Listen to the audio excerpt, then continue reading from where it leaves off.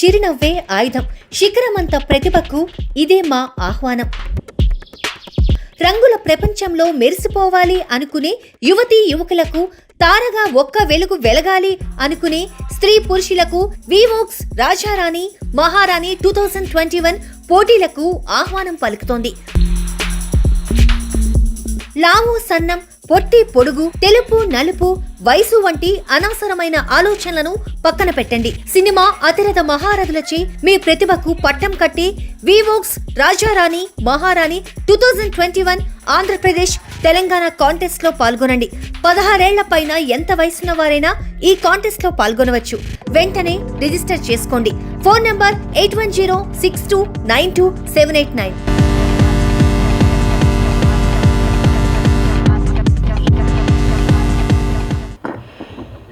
From the time it has started, Avikshiki has been creating waves in Telugu literature.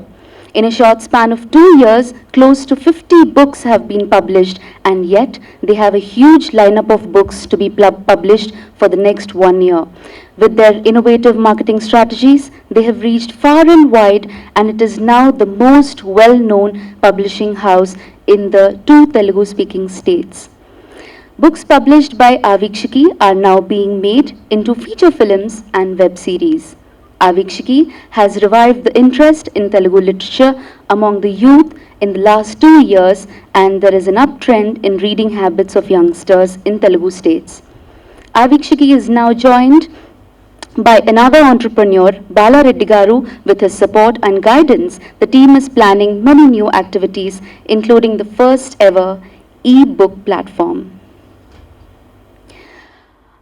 ఇప్పుడు మన book launch ప్రారంభిద్దామండి. వేదిక మీదకి మన గెస్ట్ని ఆహ్వానిస్తున్నాము.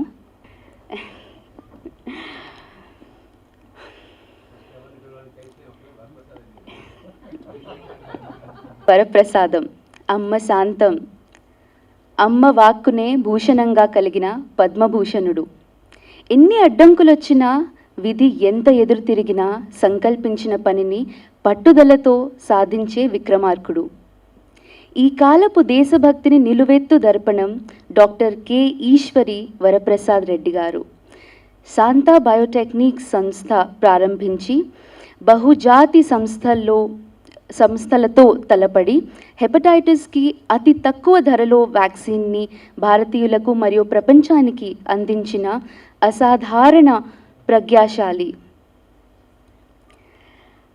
పరోపకారం మరియు మానవతా విలువలు మూర్తి భవించిన 16 అణాల తెలుగువారు. గొప్ప సాహితీవేత్త, లోతైన హృదయం ఉన్న తత్వవేత్త, రసజ్ఞత ఉన్న సంగీత ప్రియులు, జననీ జన్మభూమి గర్వించదగ్గ అసామాన్యుడు. అయినా కూడా he is very humble. Let us welcome a scientist, an entrepreneur and founder of vaccine manufacturing company, Santa Biotechnics, a revolutionist and an inspiration to us, Padma Bhushan Dr. Varaprasad Garu. Please come on to the stage. అనే పదానికి దర్పణం, దర్శనం, నిదర్శనమే దర్శకేంద్రుడు. Mesmerise చేయడం అన్న ప్రత్యేకత.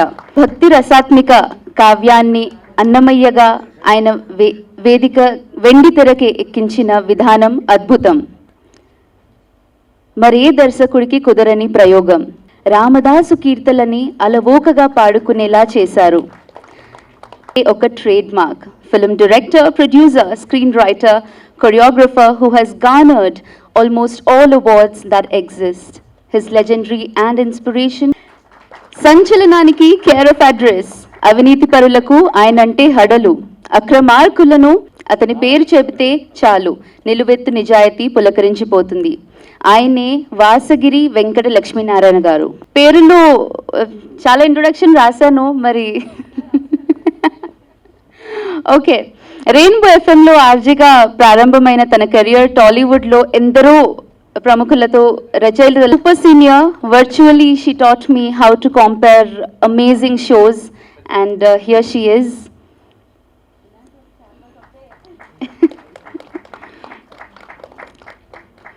ఆటగదరా శివ, ఆటగదా కేశవ అంటూ మన సాంప్రదాయపు మూలాలను ఈ తరం వారికి బోధించారు మన తనికెళ్ళ భరణి గారు. Please sir, please be seated. తన కలం బలంతో భరణి గారు సాహిత్యం, నటనతో రచించిన వైనం భావితరాలకు స్ఫూర్తి. An actor, screenwriter, poet, playwright and director, indeed a personification of versatility.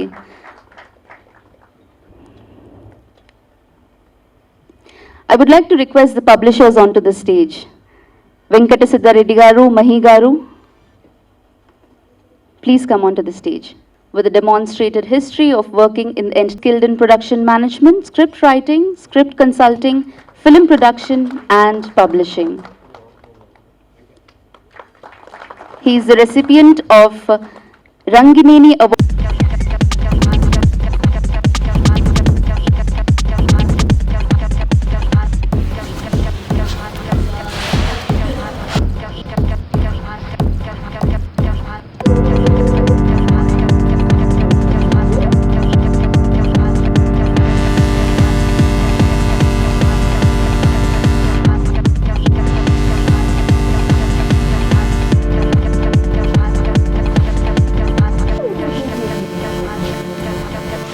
A big round of applause for the book launch.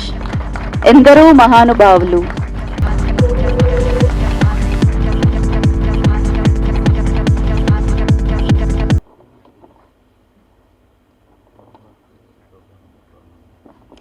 సత్య భావన గారు,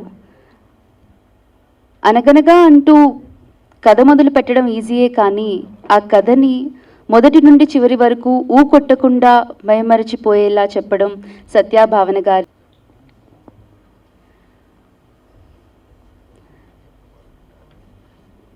I would request Raghavendra Rao garu to please speak. Tanikella Bharani అంటేనే విచిత్రంగా డైలాగులు చెప్తారు, విచిత్రంగా రాస్తారు, విచిత్రంగా బిహేవ్ చేస్తారు. ఎందుకంటే ఈ పుస్తకానికి ఎందరో మహానుభావులు అని పేరు పెట్టడంలో గొప్పతనం తెలిసింది. ఏంటంటే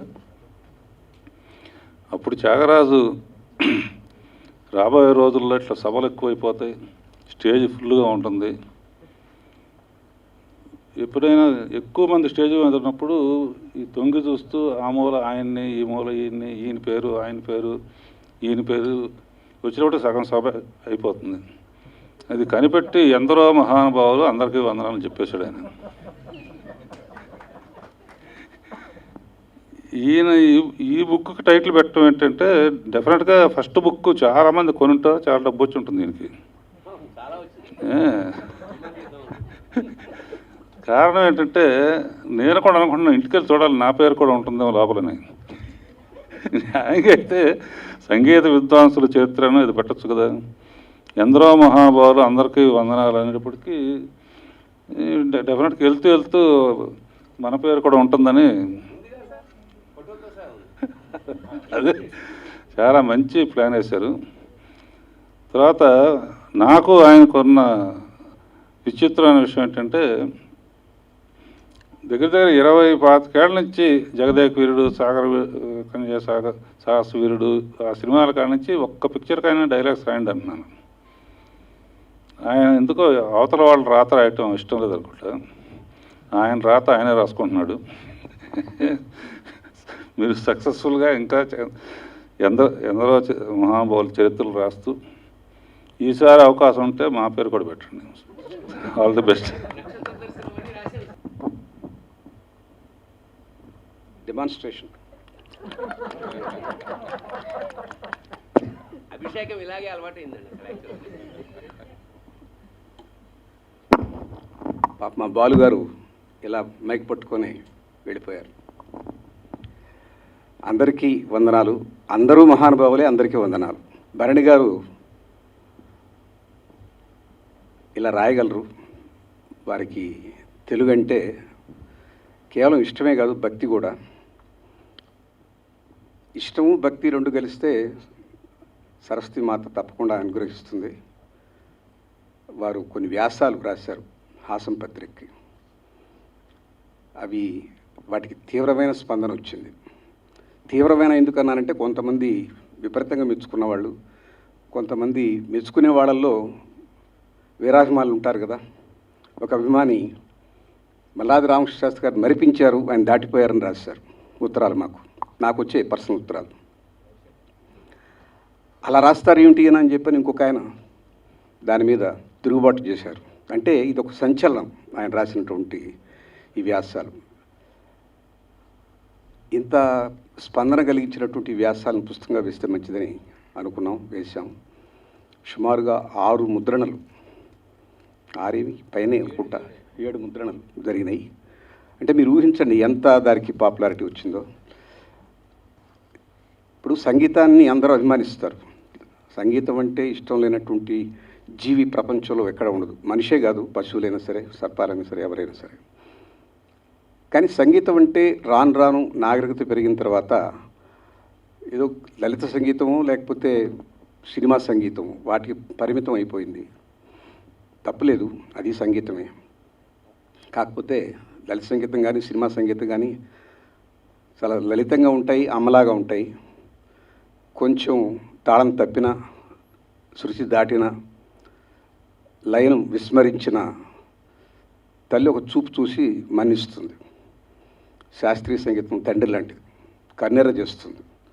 నిబద్ధతగా పాడితేనే మెచ్చుకుంటుంది, లేకపోతే అక్కడే డ్రెస్సింగ్ అయిపోతుంది.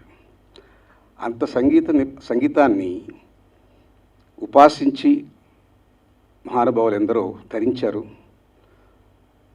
వాళ్ళలో మనకు పట్టుమని ఈ తరానికి 10 పేర్లు కూడా చెప్పలేము. అలాంటి దౌర్భాగ్య స్థితిలో ఉన్నప్పుడు అజ్ఞాతంగా మిగిలిపోయినటువంటి మహాస్రష్టలు, వాళ్ళు సంగీత మునులు, సంగీత ఋషులు, వాళ్ళని వెలికి తీసుకొచ్చి 10 మందికి పరిచయం చేస్తే మంచిదనే అభిప్రాయంతోనే భరణి గారు ఈ యజ్ఞాన్ని సంకల్పించి చేశారు. ఆయన సంకల్పం నెరవేరింది. సుమారుగా 1.5 మందికి వారు మనసుల్లోకి ప్రవేశం కల్పించారు. ఈ పుస్తకం ద్వారా అద్భుతంగా వాళ్ళని ఆవిష్కరించి, మామూలుగా రాయొచ్చు ఎవరైనా చరిత్రలాగా, ఆయన సహజంగానే మంచి కవి, భావకుడు, మంచి నటుడు, ఆయనకి లేని లక్షణాలు లేవు. అద్భుతంగా దాన్ని ఒక వ్యక్తి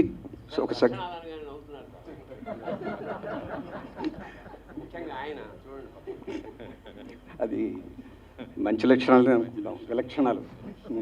మీకు లేని లక్షణాలు ఏమున్నాయండి? అన్నీ ఉన్నాయి. అంత గొప్పగా రాశాడు కాబట్టి అది రాయడంలో ఒక నాటకీయత, అంటే అది కూడా తప్పు అర్థం వస్తుంది. ఇప్పుడు లక్ష్యం అంటే తప్పు అన్నప్పుడు నాటకీయం అన్నా కూడా తప్పు అవుతుంది.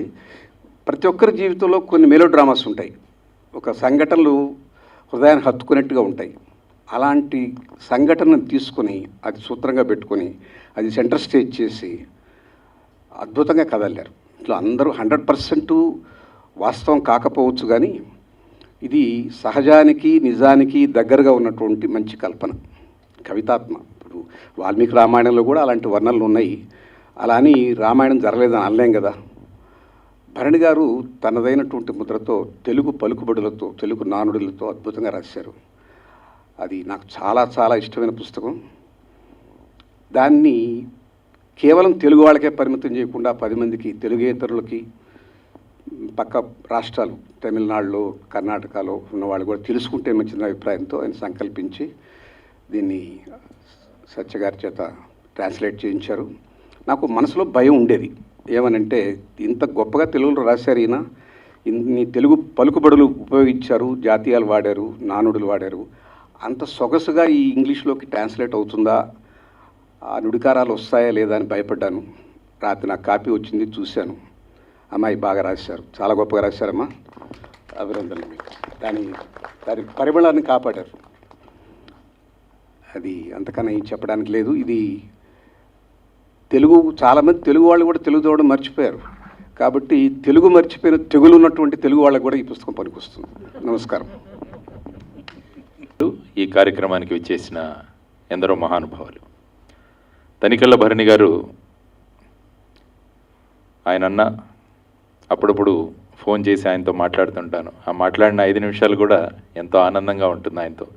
కాబట్టి అటువంటి వ్యక్తి రాసిన పుస్తకాన్ని ఈరోజు ఇంగ్లీషు తర్జుమా చేసి దాని విమోచన కోసం ఈరోజు రమ్మని పిలిచినంటే ఎంతో ఆనందం కలిగింది నాకు.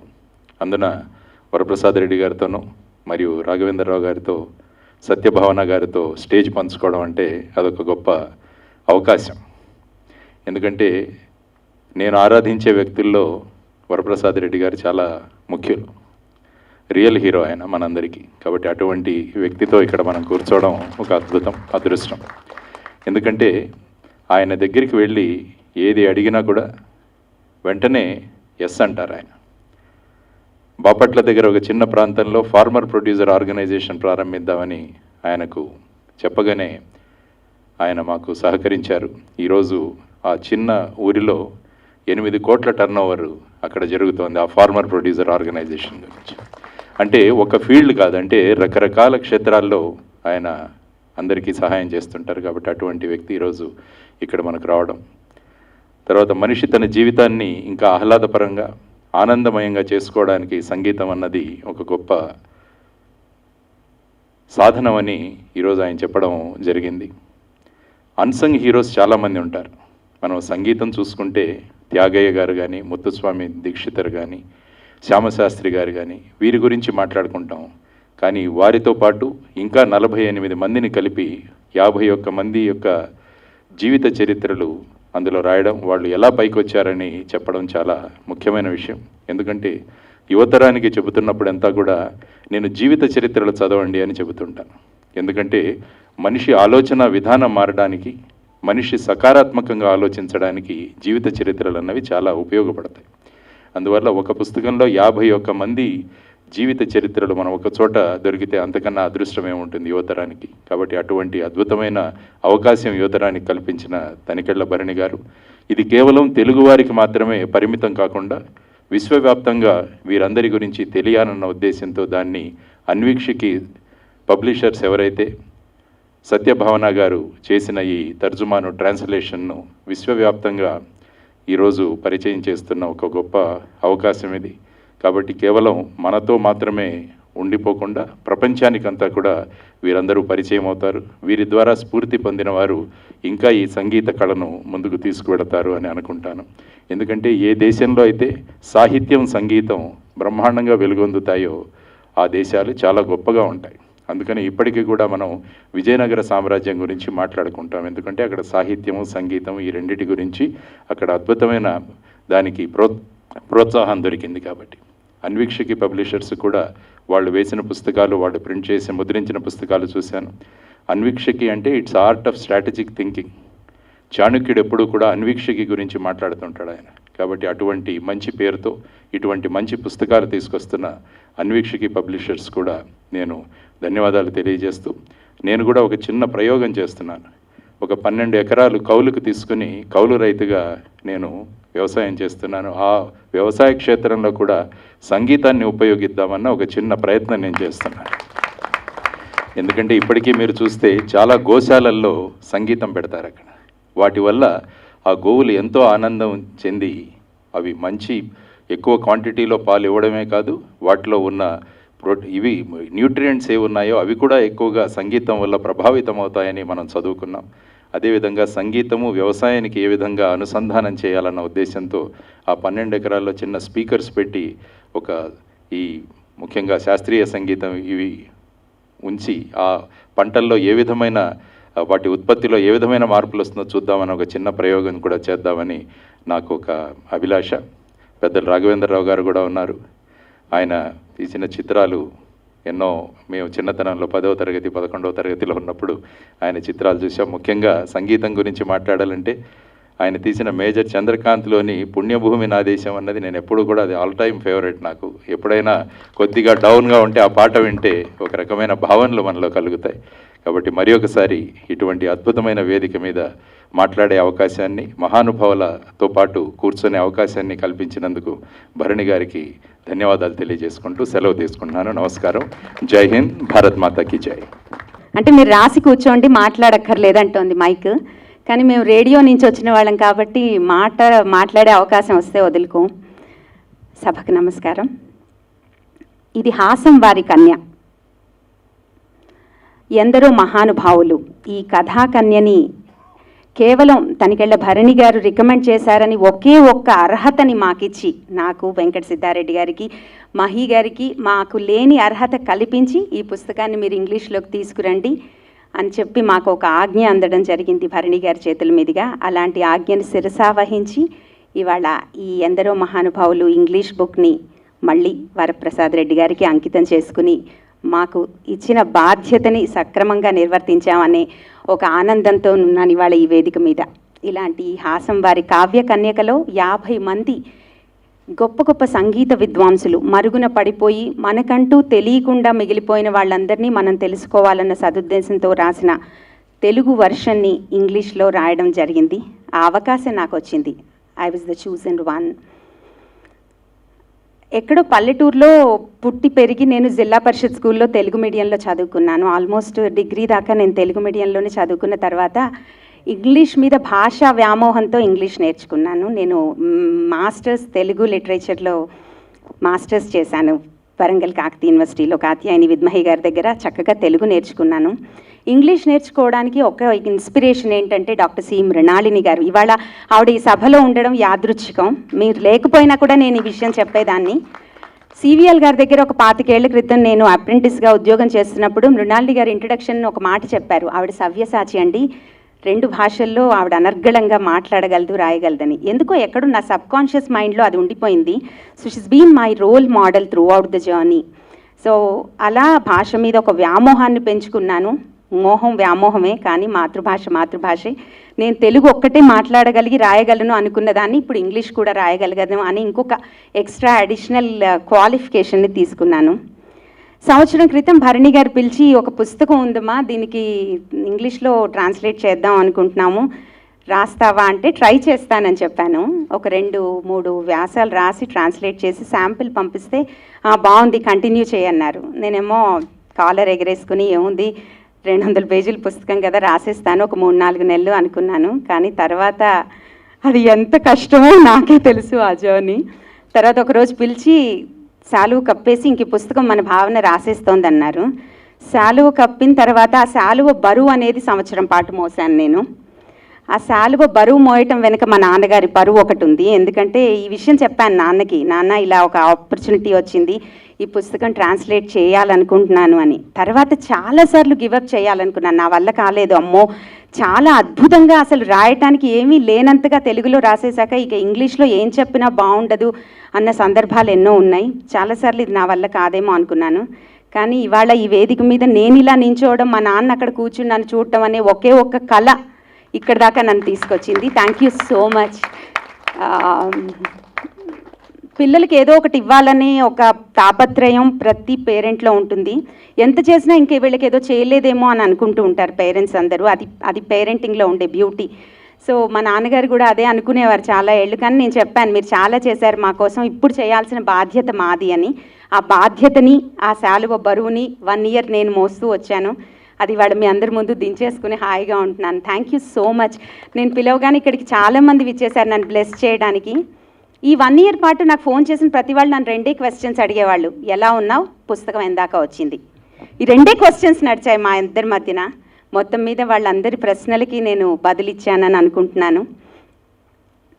చాలాసార్లు ఇంగ్లీష్లో రాయటం కష్టము అని ఎందుకు అనిపిస్తుందంటే, ఒక అద్భుతమైన తెలుగు పుస్తకాన్ని ట్రాన్స్లేట్ చేయాల్సి వచ్చినప్పుడే ఇంగ్లీష్ కష్టం అనిపిస్తుంది. అదర్వైజ్ పర్వాలేదు. ఎందుకంటే మన భాషలో ఉండే చాలా గమ్మత్తైన నుడికారాలు, అంతకు మించిన లోతు ఎన్ని సినానిమ్స్ని వెతికినా కూడా దాన్ని కరెక్ట్గా మనం చూపించలేము. సో ఈ పుస్తకం చదివేటప్పుడు మీరు ఇవన్నీ కూడా కాస్త బెనిఫిట్ ఆఫ్ డౌట్ నాకు ఇచ్చి పర్వాలేదులే ఏదో మేనేజ్ చేసింది అని అనిపించుకుంటే నేను సక్సెస్ అయినట్టు లెక్క. ఎప్పుడు అనేదాన్ని, ఇది భరణి గారు చూసి బాగుంది అని అనుకుంటే, సార్ అంటే ఎప్పుడైనా ఒక రాసిన ఒరిజినల్ రైటర్ ఇది పర్వాలేదు బెటర్ జాబ్ అని అనుకున్నప్పుడు ట్రాన్స్లేటర్ సక్సెస్ అయినట్టే లెక్క. సో అది నాకు అవకాశం ఇచ్చారు. అది సక్సెస్ అయిందా కాలేదా అన్నది కూడా నేనేమీ ఆలోచించట్లేదు. ఇక్కడ దాకా వచ్చింది అంటేనే ఈ జర్నీ అనేది ఒక సక్సెస్. దీనికోసం భగవంతుడు నాకు ఇచ్చిన అన్ని రకాల సపోర్ట్, ముఖ్యంగా మా ఇంట్లో నా పిల్లలు. అసలు ఇంగ్లీష్ వచ్చిన ప్రతి పిల్లవాడిని నేను ఒక ఆర్టికల్ రాయగానే కొంచెం ప్రూఫ్ చూసి పెట్టరా అనేదాన్ని. నా నీస్ నెవ్యూ, నా పిల్లలిద్దరూ, మా చెల్లి కొడుకు, ప్రతి వాళ్ళకి ఈ పుస్తకం అంటే ఏంటో ఎందుకు తెలిసింది అంటే 1 year పాటు నేను వాళ్ళని బాగా వేధించాను. ఎక్కడ తప్పులు ఉన్నాయో వెతకండిరా ప్లీజ్, మీకు ఒక పిజ్జా కొనిస్తాను, ఒక బర్గర్ కొనిస్తానని చాలాసార్లు వాళ్ళందరినీ బ్రైబ్ చేసి నేను ఈ పుస్తకంలో తప్పులు లేకుండానే చేశాను అనుకుంటాను. ఈ పుస్తకం గురించి నన్ను మొన్న ఎవరో ఏంటి ఈ పుస్తకం అంటే చెప్పాను, ఇది సంగీత విద్వాంసుల కథ, కానీ దాని వెనక 17, 18, 19 ఈ శతాబ్దాలన్నింటిలో వచ్చిన ఈ గొప్ప గొప్ప సామాజిక, ఆర్థిక, రాజకీయ పరిస్థితులు కూడా దీని వెనక చాలా ఉన్నాయి. పుస్తకం రాస్తున్నప్పుడు పిల్లలతో నేను డిస్కస్ చేసినప్పుడు నాకు అదే అనిపించింది, ఏంటంటే ఇది సంగీత విద్వాంసుల కథ కాదు, వాళ్ళని ఏలిన రాజులు, ఆ రాజ్యాలు, సామంత రాజులు, వాళ్లకు ఉండే ప్రెషర్స్, టెన్షన్స్, ఒక కళని బయటికి తీసుకురావాలి అన్న ప్రయత్నంలో వాళ్ళు పడ్డ మథనం, తపన అవన్నీ కూడా ఈ పుస్తకంలో కనిపిస్తాయి. చెప్పాలంటే ఇది ఒక పరిశోధనాత్మక గ్రంథం. ఎవరైనా నిజంగా రీసెర్చ్ చేయాలి అనుకుంటే, మేబీ నేనేనేమో నాకు తెలియదు, ఇలాంటి ఒక పుస్తకాన్ని తీసుకుని రీసెర్చ్ చేస్తే అసలు ఒక మ్యూజిషియన్స్ అంతా కూడా వెలుగులోకి రావటానికి, రాకపోవడానికి వాళ్ళ రాజకీయ పరిస్థితులు, సామాజిక, ఆర్థిక పరిస్థితులు అనేవి ఎంతవరకు ఇన్ఫ్లుయెన్స్ చేస్తాయనేది చాలా ఖచ్చితంగా, చాలా క్లియర్గా తీసుకొచ్చిన పుస్తకం ఇది. అద్భుతంగా రాశారు Bharani garu.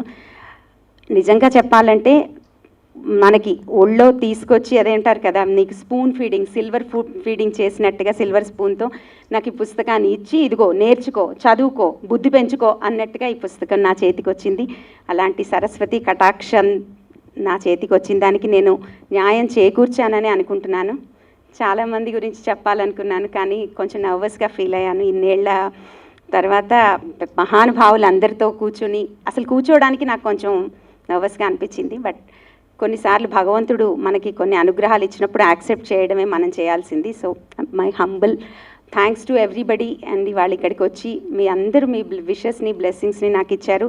Jayashree, thanks to you.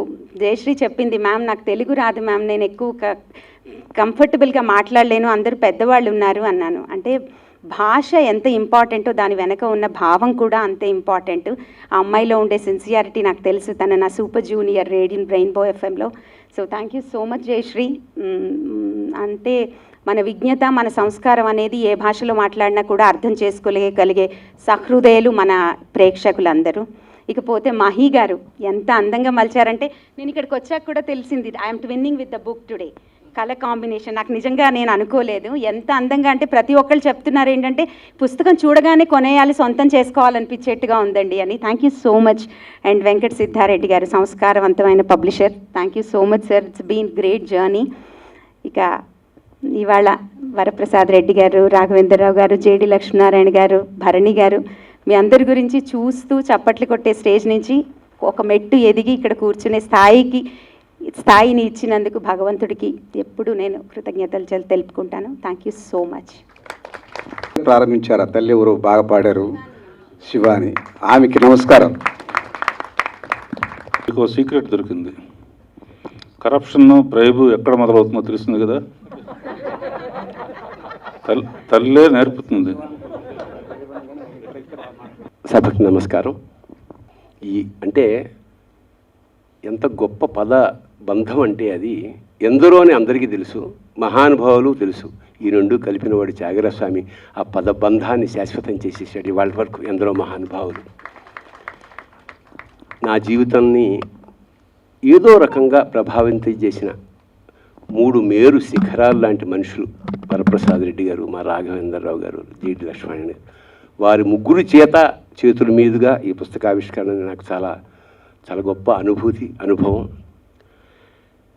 ఎప్పుడో నాటక పరిషత్కి వెళ్ళినప్పుడు చల్లా విజయలక్ష్మి అనే ఒక ఆవిడ ఒక పుస్తకం రాసింది.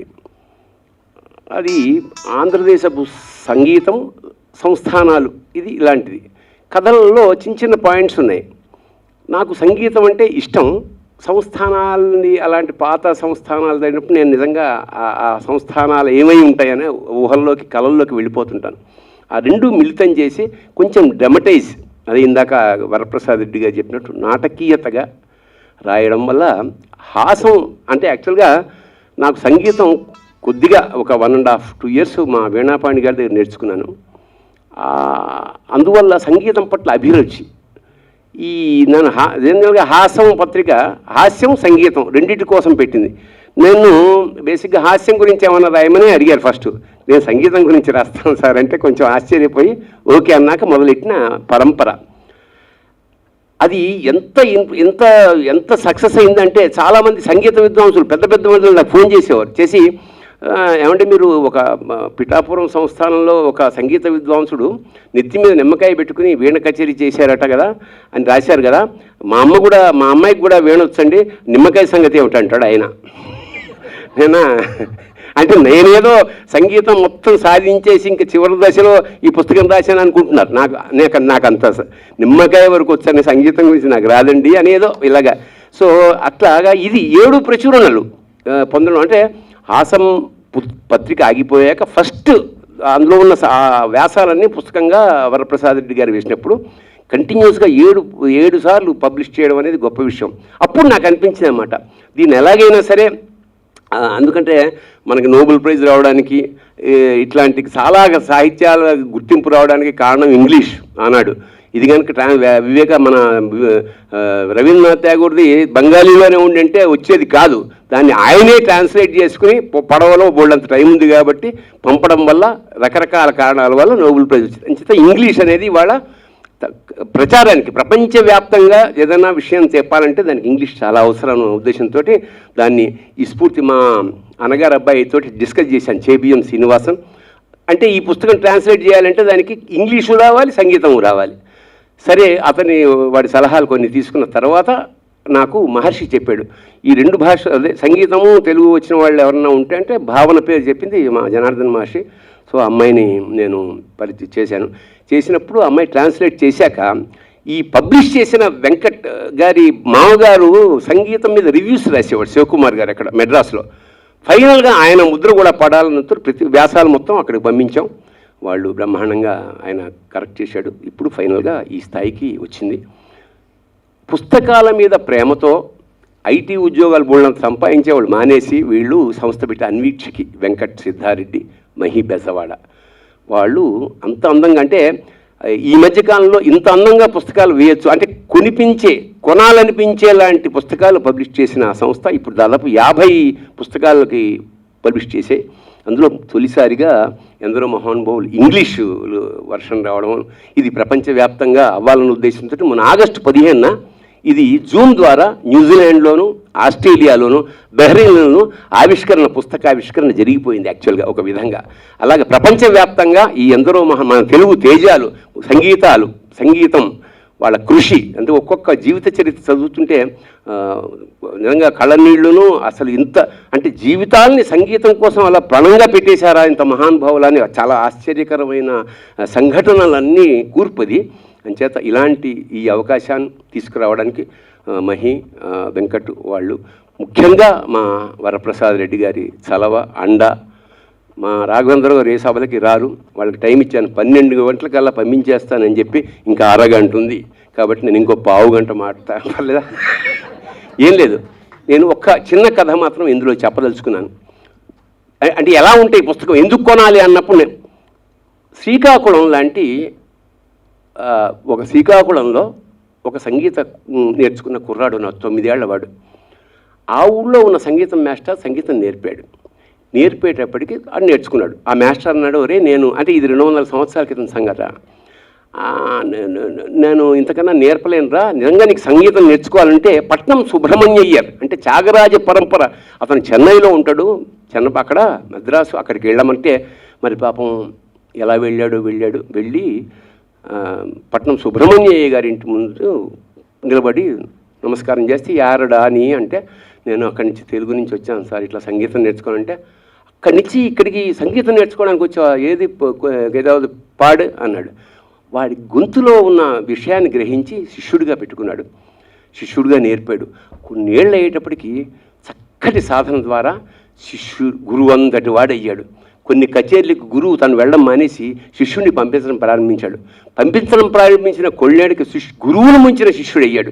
45 ఏళ్ళు వచ్చాయి అతనికి. 45 ఏళ్ళలో దక్షిణ ప్రాంతంలో కర్ణాటక సంగీతంలో చాలా కీర్తి ప్రతిష్టలు సంపాదించుకుని, డబ్బులు సంపాదించుకుని, ఒక మేడ కట్టుకుని ఎంజాయ్ చేస్తున్నాడు. 45 ఏళ్ల తర్వాత ఒకరోజు ఉషోదయం దగ్గర సంగీతం తంబుర పెట్టుకుని మీటుతూ ఉండగా ఎదురుగుండా ఒక చిన్న పందిరి, కొబ్బరాకు పందిరి పెళ్లి జరుగుతోంది, బాల్య వివాహం జరుగుతోంది అక్కడ. అది చూసి ఒక్కసారి షాక్ తిన్నాడు. ఎందుకంటే చిన్నపిల్లల పెళ్లి జరుగుతోంది, 9 ఏళ్ళు 8 7 ఏళ్ళు అట్లా. తనకి కూడా పెళ్లి జరిగిందన్న విషయం అప్పుడు గుర్తొచ్చింది. షాక్ అయిపోయాడు. అవును, నాకు కూడా పెళ్ళి అయింది కదా, ఆ అమ్మాయి ఏముంది ఇప్పుడు, ఎలా ఉంది ఇక్కడ అంటే సంగీత లౌల్యంలో పడిపోయి, సంగీతం మోజులో పడిపోయి ఇన్నేళ్ళు భార్య గుర్తులేదు. ఇప్పుడు సినిమాటిక్గా కట్ చేస్తాను. అక్కడ ఏం జరిగిందంటే ఈ 9 ఏళ్ల వాడికి ఆల్రెడీ పెళ్ళి అయింది. వీడు సంగీతం మోజుతోటి ఇలా పట్నం సుబ్రహ్మణ్యం వేరు చెన్నైకి వెళ్ళిపోయాడు. ఆ పిల్లని 2 ఏళ్ళు చూసి ఇంకా మొగుడు పోయాడన్న నిర్ధారణకు వచ్చేసిన ఆ ఫ్యామిలీసు ఆ అమ్మాయికి గుండు కొట్టించేసి విధవం చేసేసి తెల్ల బట్టలు కట్టేసి ఒక ఇంట్లో వంటకి పెట్టేశారు. ఆ అమ్మాయి అలా ఆ వంట చేసుకుంటూ ఏదో కాలం వెళ్ళబుస్తుంది. ఇప్పుడు గుర్తొచ్చింది ఇతనికి, ఇతని పేరు విశ్వపతి శాస్త్రి. అప్పుడు గుర్తొచ్చి ఇమ్మీడియట్గా అక్కడి నుంచి ఇంటికి వెళ్ళాడు, శ్రీకాకుళం వెళ్ళాడు. వెళ్ళి వెతుక్కున్నాడు. ఇలాగా నేను నా భార్య ఫలానా పేరు సీతమ్మ ఎక్కడ ఉంటుందంటే ఆ ఫలానా వాళ్ళ ఇంట్లోనూ వంట చేస్తోంది. వెళ్ళి తలుపు కొట్టేటప్పుడు ఈ తలుపు చాటు నుంచి ఎవరు అని ఆవిడ వచ్చింది. కాళ్ళమే పడిపోయాడు, కన్నీళ్ళు పెట్టుకున్నాడు. అమ్మ నేను నీ భర్తని, కేవలం సంగీతం మీద మోజుతోటి అసలు మర్చిపోయి వెళ్ళిపోయాను, ఇవాళ వచ్చాను అని ఆ ఊళ్ళో అనౌన్స్మెంట్ ఏం చేశాడంటే సంగీతం కోసం వెళ్ళిపోయి నేను ఇవాళ సంపాదించుకుని వచ్చాను, ఇప్పుడు మళ్ళీ ఆమెను పెళ్లి చేసుకుంటాను అందరి సమక్షంలో అని మళ్ళీ పెళ్లి చేసుకుని 3 పిల్లల్ని కానీ సంగీత విద్యాలయాన్ని అక్కడ స్థాపించాడు మహానుభావుడు విశ్వపతి శాస్త్రి. ఇలాగ అన్బిలీవబుల్ అంటే ఒక శంకరాభరణం స్థాయి కథలన్నీ ఒక 50 కథలు ఇందులో ఉన్నాయి. అందు మీద మోసబడి నేను ఈ పుస్తకం ట్రాన్స్లేట్ చేయడం జరిగింది. ఇవాళ మన తెలుగు వాళ్ళ కీర్తి ప్రతిష్టలు ప్రపంచ జగద్విఖ్యాతం అవుతాయని మనస్ఫూర్తిగా నమ్ముతూ ఈ సభకి నాకు కావాల్సిన చాలామంది సభ వేదిక మీదకి మా రమేష్ ప్రసాద్ గారు పొద్దున్న రాగానే ఆయనకు ఒక కాపీ ఇచ్చాను. అలాగే మా మృణాలిని ఎప్పటి నుంచో నాకు చిన్ననాటి స్నేహితురాలు, మంచి కవయిత్రి, కొన్ని వందల వేల సభల్ని ఎడంచేత్తో నడిపించిన. అలాగే మా పేరు రమణ గారు అడ్వకేట్, మంచి మిత్రులు, సాహితీ సంగీతం అంటే ఇలాగ చాలామంది, మా అన్నగారు అబ్బాయి చేబిఎన్ శ్రీనివాసన్, ఇంకా చాలామంది సాహితీ సంగీత మిత్రులు వచ్చారు. ఈ సభ దిగ్విజయం అయిందని నేను భావిస్తూ ఈ ముగ్గురు ముఖ్యంగా రావడం నాకు చాలా గర్వకారంగా ఉంది. త్వరలో ఇది ఇంకోటి అంటే దయచేసి ఈ పుస్తకం ఇవాళ అక్కడ వేదిక అక్కడ పెట్టారు, సాధ్యమైతే అవకాశం ఉంటుంది 250 రూపాయలు, ఇవాళ 50 రూపాయలు 100 ఎంత డిస్కౌంట్, ఇవాళ 100 రూపాయలు డిస్కౌంట్, 150 రూపాయలకి మీ పుస్తకం అక్కడ దొరుకుతుంది. తప్పకుండా కొని, కావాలంటే 5-6 కాపీలు కొని ఎవరికైనా పంచండి. తెలుగు వాళ్ళ కీర్తిని జగద్విఖ్యాతం చెయ్యండి. శుభం భూయత్. ఇప్పుడు కావాలంటే వాళ్ళు వచ్చి 2 ముక్కలు మాట్లాడతారు. Thank you. ధన్యవాదాలు సార్. తరపున 2 మాటలు చెప్పడానికి మాత్రమే అనుకున్నాను. I won't waste your time. మాకు ఇంత గొప్ప అవకాశాన్ని ఇచ్చిన భరణి గారికి ముందుగా ధన్యవాదాలు తెలుపుకుంటున్నాము. మా పుస్తకాలని ఫస్ట్ నుంచి కూడా కరెక్ట్గా ఇదే రోజు సంవత్సరం రోజుల క్రితం వీరయ్య బుక్ మీరే లాంచ్ చేశారు. కరెక్ట్ ఇదే రోజు 22వ తేదీ ఆగస్టు వీరయ్య బుక్ లాంచ్ అప్పుడు మాకు సార్కి ఈ బుక్ గురించి మా పబ్లిషింగ్ హౌస్ పరిచయం అయింది. సంవత్సరం తర్వాత ఆయన పుస్తకం మేము ప్రచురించడం మాకు చాలా గర్వకారణం. అలాగే ఈ సభకి పిలవగానే వచ్చినందుకు రాఘవేంద్రరావు గారికి, వరప్రసాద్ రెడ్డి గారికి, జేడి లక్ష్మీనారాయణ గారికి మా ధన్యవాదాలు. కంగ్రాట్స్ టు సత్యభావన, చాలా బాగా చేశారు. నేను చాలా వరకు చదివేశాను నేను. Thank you very much. అంటే ఇంతటితో ఒక్క అవకాశం ఇందాక అనుభవంలోకి వచ్చింది. ఎందుకంటే జనరల్గా కర్ణాటక సంగీతం ఎక్కువ తమిళులు పాడడం వల్ల ఎక్కడికక్కడ ముక్కలు కొడుతూ ఉండడం వల్ల సరేలే మనవాడు రాశాడు కదా అని వింటుంటాం. అలాగే సంగీతం వాళ్ళు ఈ పక్కన మృదంగం, అక్కడ వైలిను, ఇక్కడ తంబూరా ఎరగొడే తీయడం వల్ల కొన్ని తెలియవు ఆ స్వరాల వల్ల. అచ్చంగా సంగీతం అంటే ఎందరో మహానుభావులు అందులో ఉన్న ప్రతి అక్షరం నాకు అనుభవంలోకి వచ్చిన, ముఖ్యంగా ఎంత మైమరిచిపోయిందో ఆవిడ పాడుతూ మేము అంతే ఆనందించామమ్మా. దానికి ముఖ్యంగా ధన్యవాదాలు. అలాగే జయశ్రీ, నీకు తెలుగు పిల్ల అని నువ్వు చెప్పుకోవచ్చు, ఎందుకంటే చాలా తక్కువ తప్పులతోటి, అంటే మాకన్నా తక్కువ తప్పులతో మాట్లాడావు కాబట్టి అది దానికి కూడా నేను చాలా అభినందిస్తున్నాను. You did a wonderful job అమ్మా. ఇంతవరకు అంటే ఇందాక మిస్ అయింది. Thank you Shivani, thank you Jayashree గారు. అన్నిటికన్నా గొప్ప విషయం ఏంటంటే అనుకున్న టైం కల్లా 15 నిమిషాలు ఉంది సార్, మీ ఇష్టం, ఏం కావాలంటే అది చేసుకోండి. దీంతో సభ ముగిసినది. ఇంకేమైనా చెప్పాలి సార్? అంతే సార్. Right, thank you.